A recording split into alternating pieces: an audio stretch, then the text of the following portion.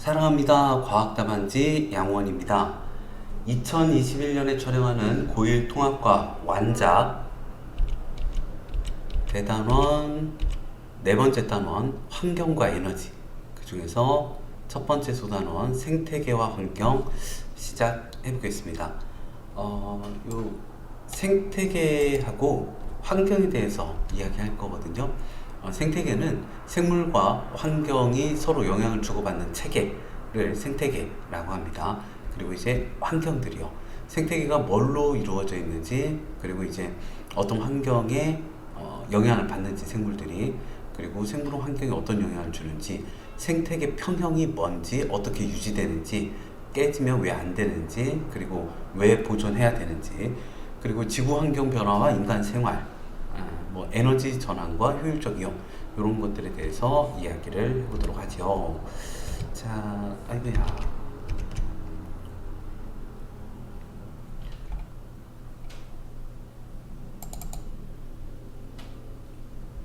네 번째 단원 환경과 에너지, 그 중에 생태계와 환경입니다. 뭐 그렇게 어렵지 않은 단원이라서 학습 부담이 크지 않아요. 가볍게 같이 한번 보도록 하겠습니다. 생태계요. 자, 생태계는 생물이 다른 생물 및 환경과 서로 영향을 주고받는 하나의 커다란 체계. 생물이나 환경과 영향을 주고받는 하나의 체계를 생태계라고 합니다. 커다라니까 태자가 붙네요. 개체는 한 마리를 개체라 그래요. 개체군은 같은 종 여러 마리.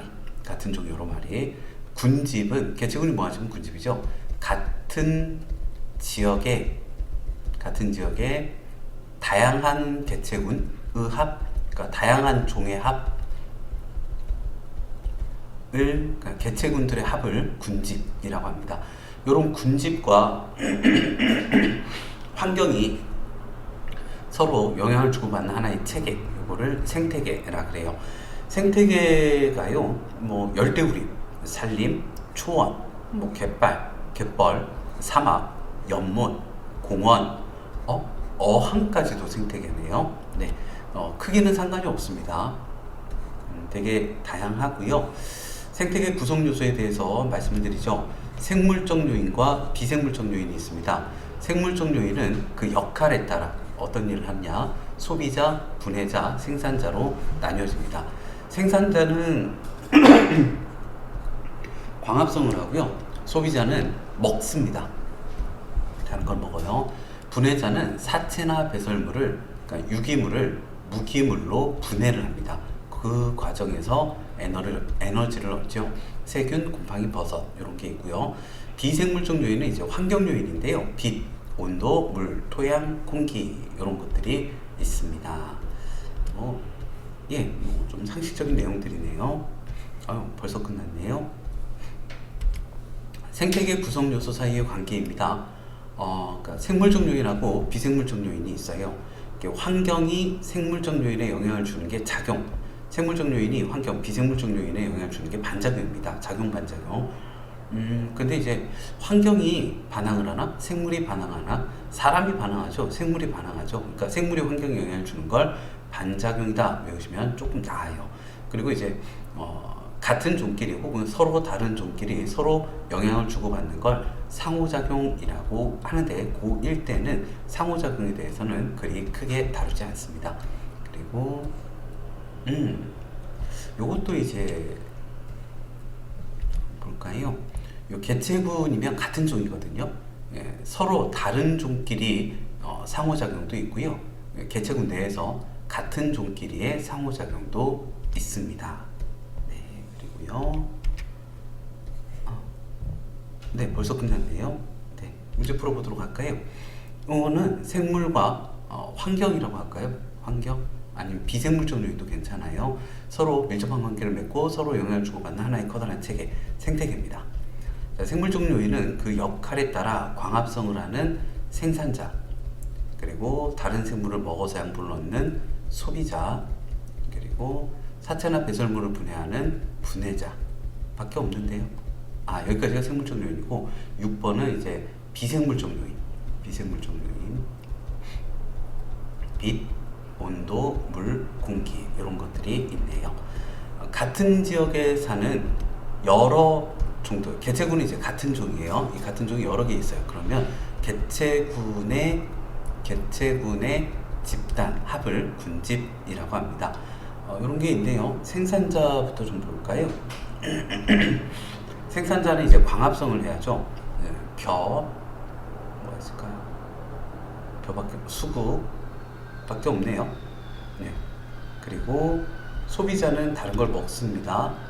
다른 걸 먹는 애들이 많네요. 요 정도일까요? 니은, 비읍, 시옷, 치읓.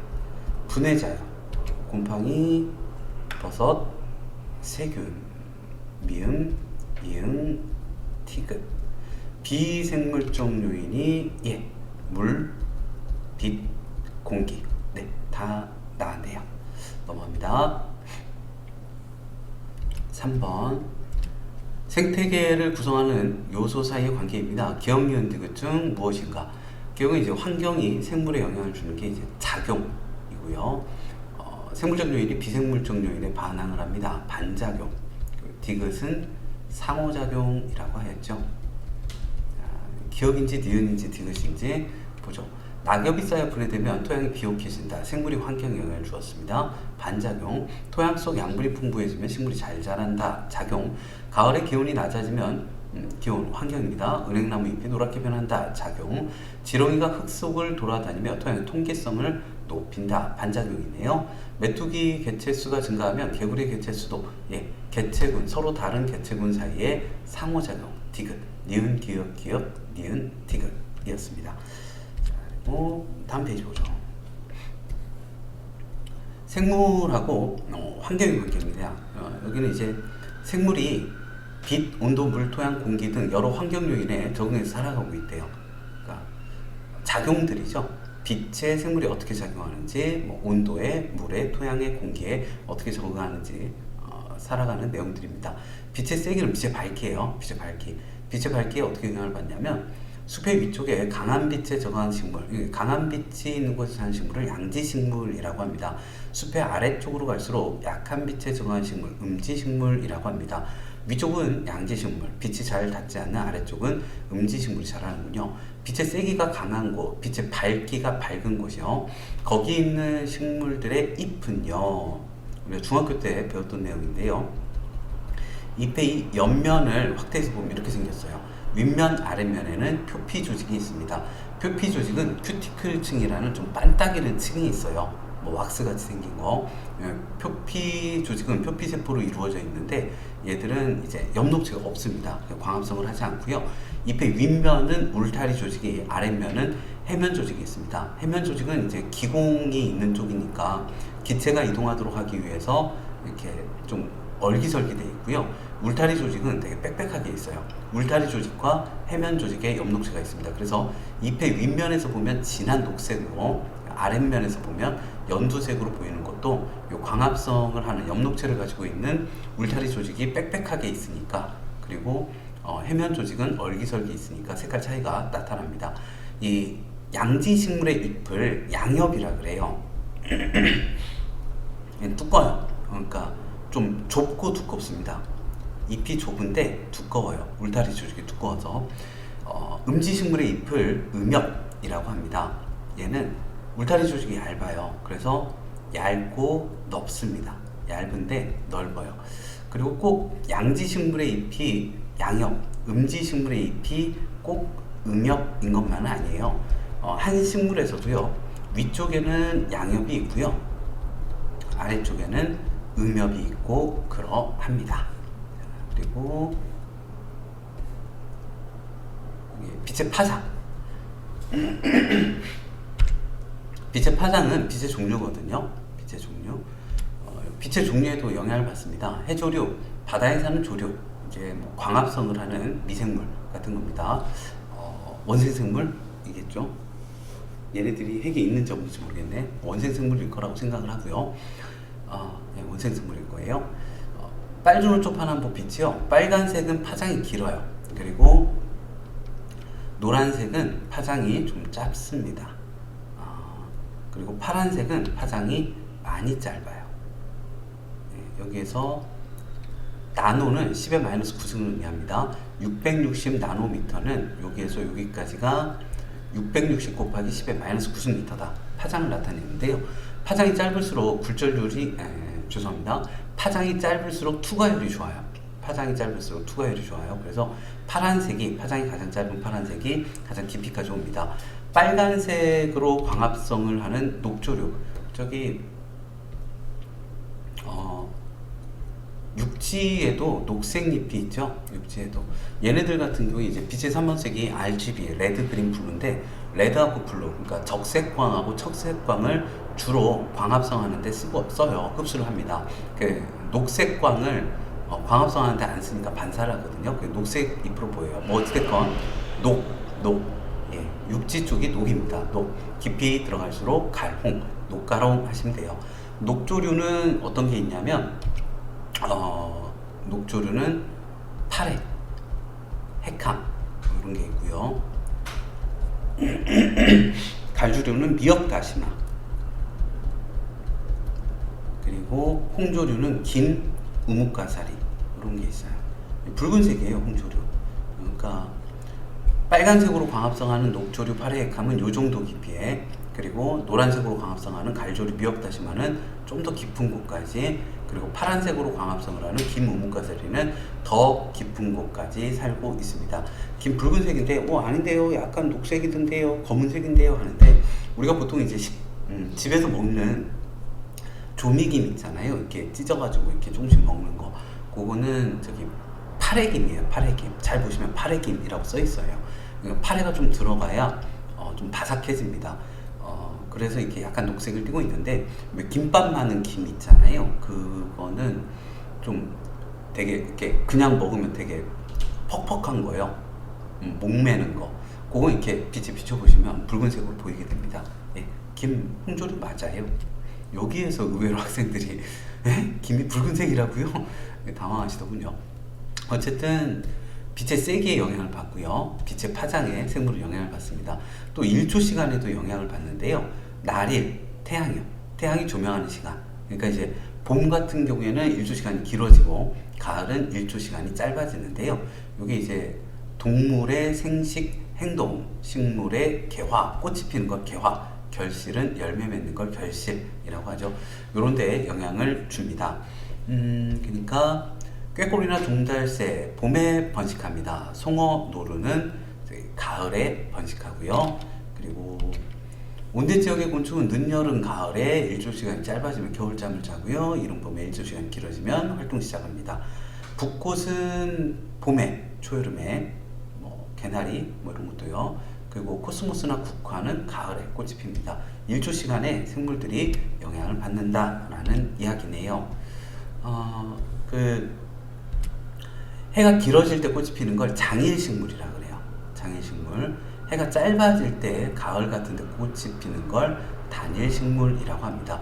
사실은 이게 해가 기냐 해가 짧냐보다는 지속적인 암기가 얼마냐 기냐 지속적인 암기가 얼마나 짧냐 여기에 따라서 결정이 되거든요. 근데 요새 고1에서 문제는 잘 안 나오더군요. 그런 게 있다 정도 그냥 듣고 넘기시면 되겠고요. 자, 온도와 생물입니다. 온도에도 영향을 받아요. 동물의 적응에 대해서 잠깐 이야기를 해볼까요?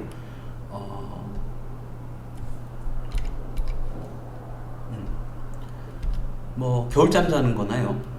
계절에 따라 장소 이동하는 거나 아니면 온도가 높을 때 열방출하고 낮을 때 색이 어두워져서 열 흡수하는 거나 아니면 추운 지방에 사는 애들은 깃털이나 털이 발달돼 있고 지방층이 두껍고 이런 거요.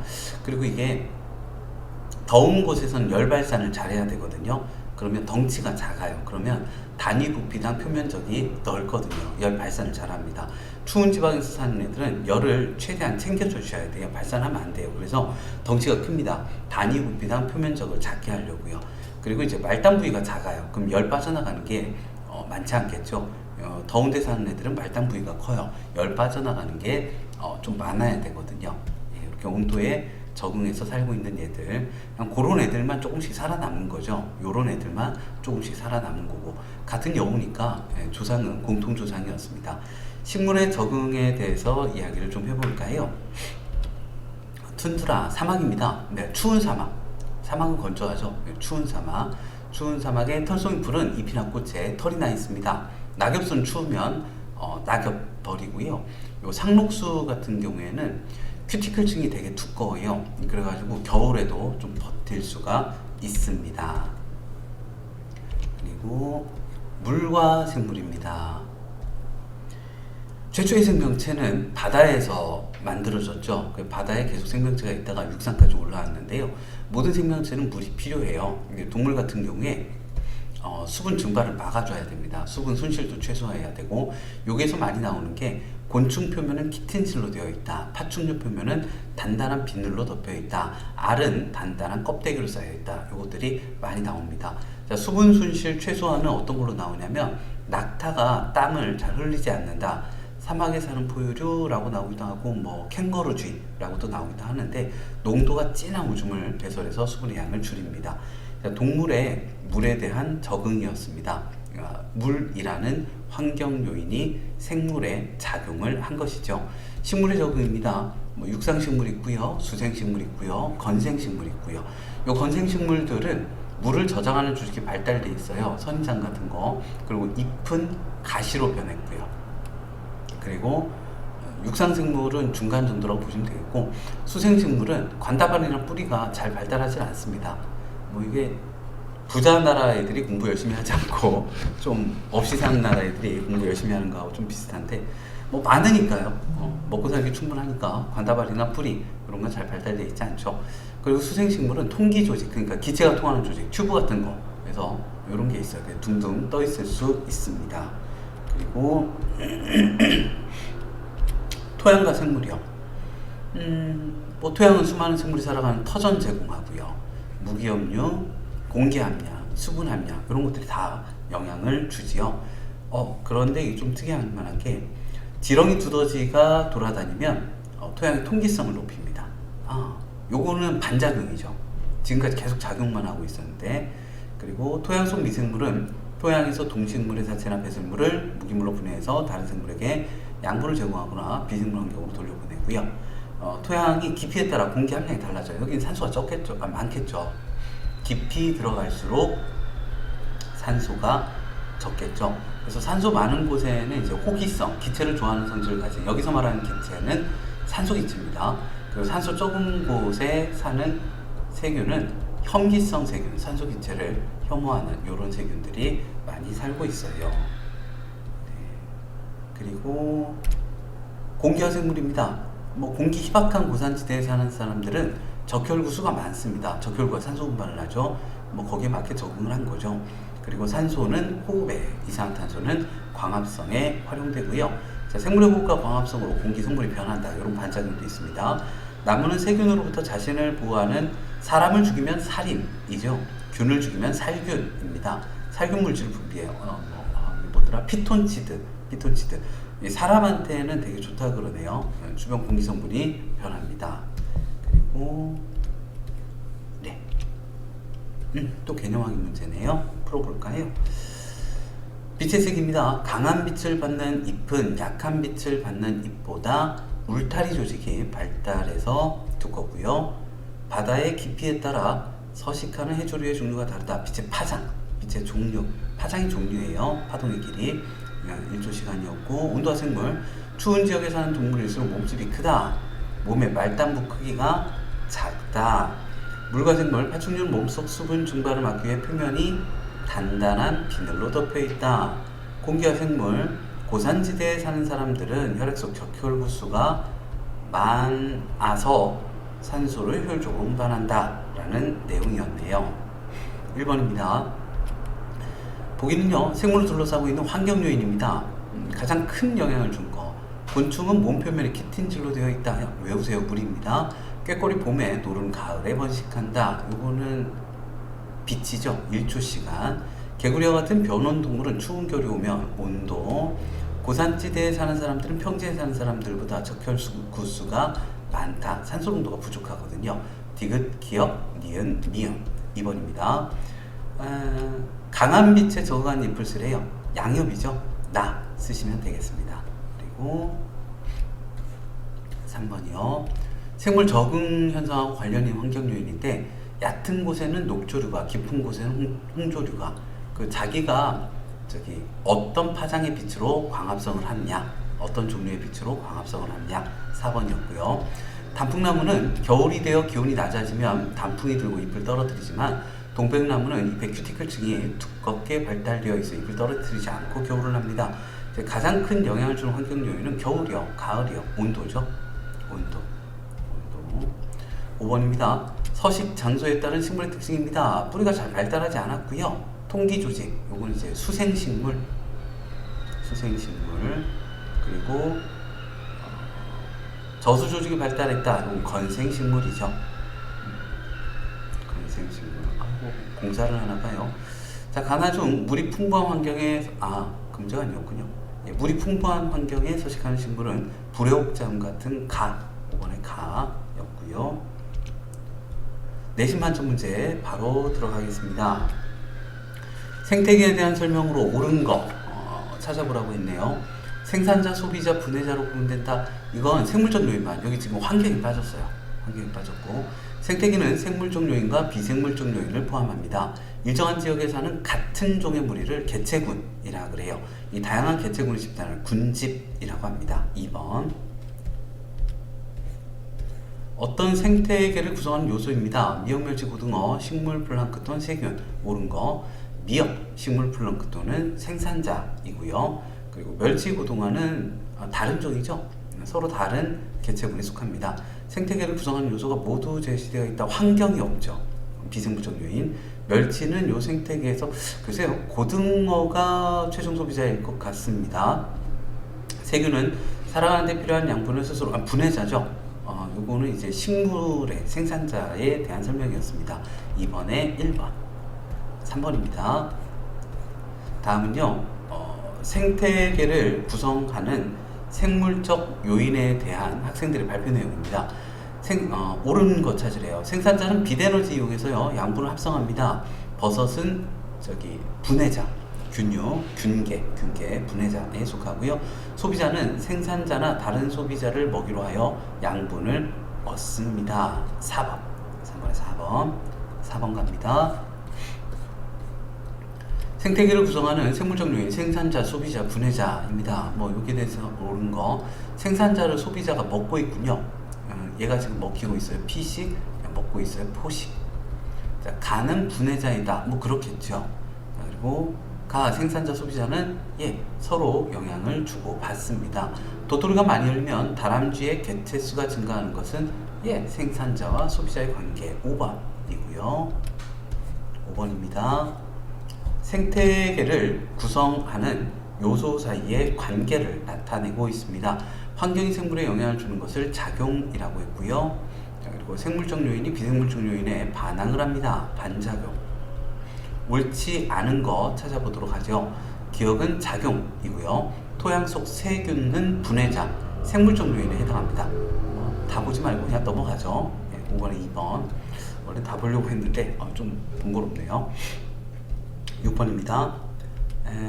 생태계 구성 요소 간의 관계를 설명한 건데, 스라소니가 몸 길이 90cm, 꼬리 길이 20cm 정도의 호랑이 비슷하게 생긴 큰 고양이에요. 눈시토끼를 잡아먹습니다. 포식과 피식. 그리고 이거는 서로 다른 개체군 사이의 군집 내의 상호작용. 지렁이의 토양이 통기성이 높아진대요. 이건 이제 생물적 요인이 비생물적 요인에 영향을 주는 반작용 되겠습니다. 구성 요소 간 관계에 해당하는 거 찾아보래요. 숲에 나무가 우거질수록 숲속의 습도가 높아진다. 이거 반작용이죠. 반작용.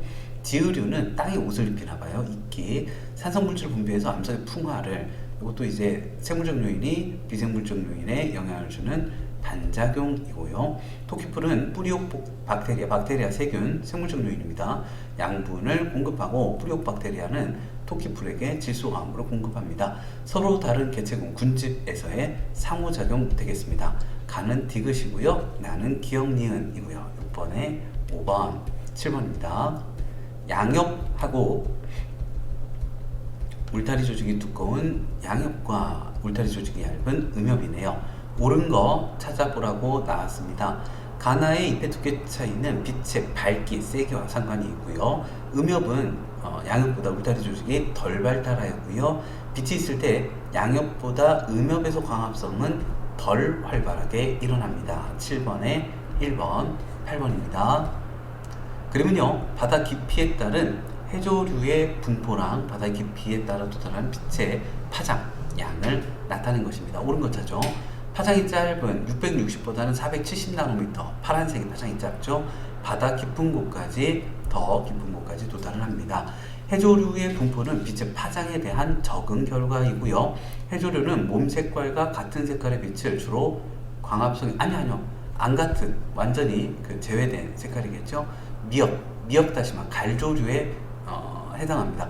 우리가 보는 물체의 색은 물체가 흡수하지 않고 물체가 반사한 빛의 색이 우리에게 인지되는 그 물체의 색깔입니다. 자, 1번 기억니은. 그리고 9번입니다. 자, 이게 낮의 길이가 길 때 폈어요. 이거 가는 그러니까 얘가 가라고 하면 얘가 장일식물이고요. 얘가 단일식물이네요. 네. 국화 같지요? 네, 옳은 것 찾아보도록 하겠습니다. 가는 단일식물이다. 이게 통이구나. 이렇게. 예, 장일식물입니다. 장일식물. 국화코스모스가 여기다 단일식물 써도 될 뻔했네요. 단일식물이고요. 장일식물은 일조시간이 길어질 때 꽃이 핍니다. 자연 상태에서 장일식물은 봄에, 단일식물은 가을에 꽃이 피지요. 5번, 9번에 5번이었고요. 10번입니다. 다음은 생물이 어떤 환경 요인에 적응한 현상입니다. 겨울장, 화렵수, 가을의 낙엽, 온도죠. 자, 위 환경 요인과 동일한 환경 요인에 대한 생물의 적응 현상. 요거는 온도 아니고 일조 시간이고요. 철새 온도이고요. 사막여우 귀 온도이고요. 5번이네요. 11번 갑니다. 사막에 서식하는 선인장 건생식물입니다. 그리고 이제 요거는 수생식물이고요. 수생식물이고. 자, 옳은 거 찾아보겠습니다. 선인장은 저수 조직이 발달을 합니다. 아이고야. 예, 저수 조직이 발달을 하고요. 나보다 다에서 뿌리가 덜 발달해 있고요. 서식지에 따른 식물들의 몸 구조와 형태에 가장 큰 영향을 준 환경 요인은 물이고요. 3번. 12번 갑니다. 환경에 대한 생물의 적응 현상입니다. 이거 1초 시간이고요. 파충류의 몸은 비늘, 알은 단단한 껍데기, 곤충은 키틴젤, 이거 물입니다. 고산지대에 사는 사람들은 적혈구가 많다, 공기이죠. 답을 썼네요. 가장 관련 있는 환경 요인을 각각 쓰래요. 13번 가죠. 생산자, 소비자, 분해자입니다. 여기 생산자고요, 소비자고요, 분해자고요. 양분을 얻는 방법과 관련지어 생태계의 역할을 각각 서술하시오. 아이고, 서술형이었군요. 뭐라고 할까? 가는요, 핵심이 사체나 배설물, 즉 유기물을 무기물로 전환하여 양분을 얻는다. 소비자는 다른 생물을 먹는다. 그리고 생산자는 광합성을 한다. 라고 하면서 어떻게 서술하시면 되겠습니다. 서술형은 좀 간단하게 할게요. 그림은 한 식물에서 서로 다른 곳에 있는 양엽과 음엽에 대해서 했는데요. 강한 빛을 받는 식물은 양엽이고요. 판단한 그거는 울타리 조직이 두꺼워서요. 울타리 조직이 두꺼워서. 15번입니다. 서로 다른 지역에 사는 여우의 모습을 나타낸 겁니다. 북극여우, 사막여우 관련 있는 환경 요인은 온도이고요. 귀 크기가 차이가 나는 까닭을 열의 방출 및 체온 유지. 그러니까 북극여우는 열의 방출을 되게 적게 하려고요. 사막여우는 열의 방출을 많이 하려고요. 그래서 귀 크기 차이가 나고요. 목적은 체온 유지가 목적입니다. 네. 그리고 실력업 문제 보도록 하지요. 1번부터 보겠습니다. 생태계를 구성하는 요소 사이의 관계를 나타낸 것입니다. 자, 작용이고요. 반작용이고요. 다른 종 사이의 상호작용, 같은 종 내의 상호작용, 옳은 것 찾아보도록 하겠습니다. 개체군 A는 한 종으로, 원래 개체군이 같은 종의 집단입니다. 식물 뿌리에 의해 바위의 토양화가 축적되는 거, 요거는 이제 생물이 비생물의, 생물의 환경에 반작용, 니은에 해당하는 거고요. 붓꽃이 낮의 길이가 길어지는 봄에 꽃이 피는 거는 작용이죠. 기억. 개구리 개체수가 증가하자 뱀의 개체수가 증가했다. 서로 다른 종, 디귿에 해당합니다. 1번에 4번, 2번. 1조 시간에 따른 식물 A의 개화 여부입니다. 단일 식물이네요. 식물 A는. 단일 식물입니다. 단일 식물. 옳은 것 찾아보도록 하죠. A는 단일 식물이다. A 개화에 영향을 미치는 결정적 요인은 그러니까 단일 식물은 문제가 나오는구나. 요새 안 나오는 줄 알았어요. 그러니까 암기가 짧으면 꽃이 안 펴요. 단일 식물은 암기가 길어야 돼요. 해가 짧은 거. 그때 꽃이 피거든요. 근데 여기는 중간에 한번 끊겼잖아요. 빛을 이렇게 좀 쪼여줬어요. 그러면 긴 암기, 지속적인 긴 암기가, 충분한 암기가 안 나와요. 그럼 꽃이 안 핍니다. 그러니까 중요한 거는 1조 시간이 기냐 짧냐가 아니라 지속적인 암기가 짧을 때 꽃이 피느냐 장애식물, 지속적인 암기가 길 때 꽃이 피느냐 단일식물. 지속적인 암기가 핵심입니다. 요새는 문제로 나오려나 보네요. A 개화에 영향을 미치는 거는 지속적인 암기의 길이고요. 꾀꼬리 봄에 번식하고 송어는 가을에 산란한다. 이거 동일한 환경 요인이죠. 1조 시간. 이거 지금 1조 시간에 대한 이야기입니다. 5번. 2번에 5번. 3번입니다. 여러 지역에 걸쳐 서식하는 사슴종 A라는 사슴이 있는데 체중하고요. 위도입니다. 고위도로 갈수록 추운 곳으로 갈수록 덩치가 크네요. 그 열 발산량을 좀 최대한 막기 위해서죠. 덩치가 커질수록 단위구 비단 표면적이 좁아지니까요. 옳은 것 찾아보겠습니다. 사슴 A는 고위도에 추운 곳에서 서식할수록 몸집이 큽니다. 사슴종 A는 체중이 많이 나갈수록 단위 체중당 열 방출량은 줄어들 것이고요. 개구리가 겨울잠을 자는 것은 이와 동일한 환경 요인, 온도에 적응한 현상입니다. 3번에 3번. 4번입니다. 그림은요, 잎의 단면 구조를 나타냈는데요. 가나는 각각 건조한 지역에 사는 식물, 그리고 물에 사는 식물 중 하나입니다.